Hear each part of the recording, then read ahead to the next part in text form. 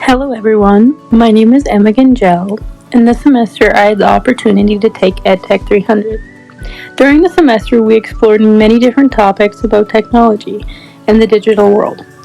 Here are some of the topics that stood out to me and that I will be keeping in mind during my future teaching.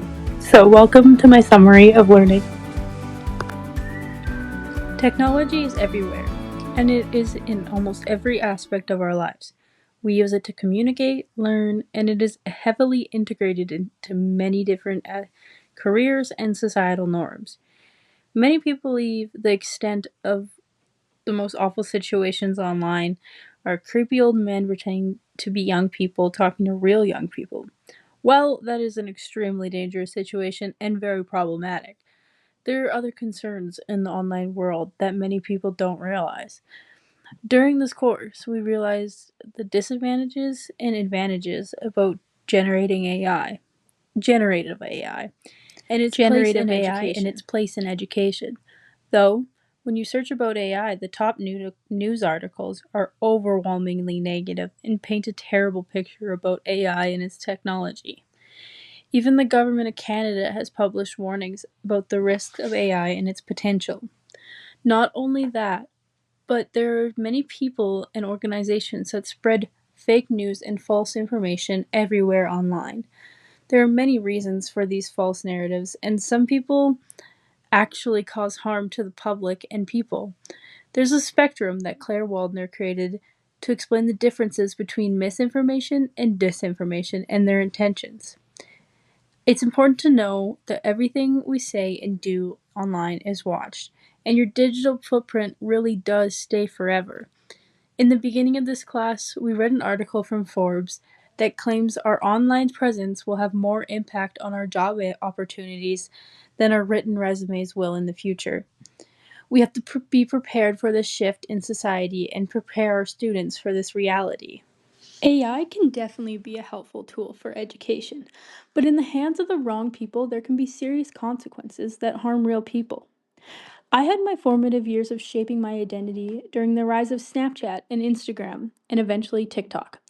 With that became another form of peer pressure that no other generation had to face or really understood the challenges that young people were facing online.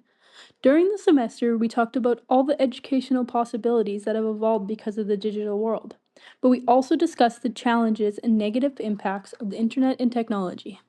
We discussed stories like Amanda Todd, who was exploited for being young and making mistakes, something that many people still do today on the internet.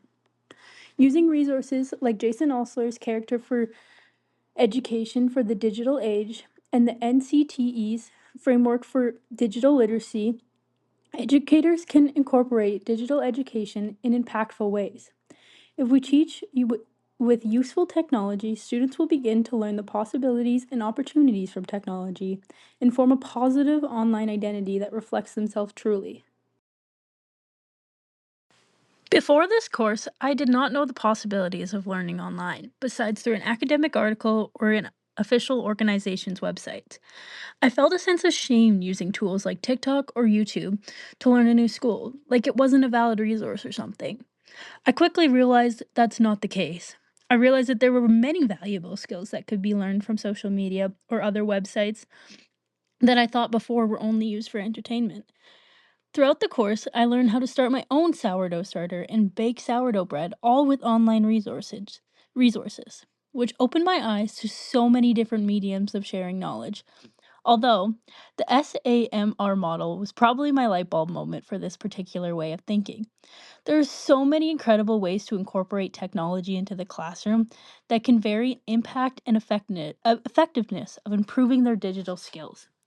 Substitution being the lowest level to integrating technology into the classroom, including activities that many students are already used to, like following along to slides or typing an essay with spell check. The most integration is called redefinition. These activities expand past the possibilities that many students and even teachers are used to. This can include blogging with other students across the country or connecting with professionals to learn about their specific field of study. All of these things that I've mentioned can help create a positive digital citizenship.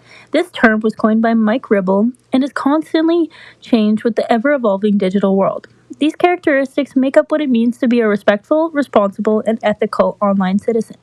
The most surprising aspect to me was digital commerce. Not only are our digital activity being tracked in order to influence us to purchase certain items, but our data is being sold to many different companies for their own profit and gain.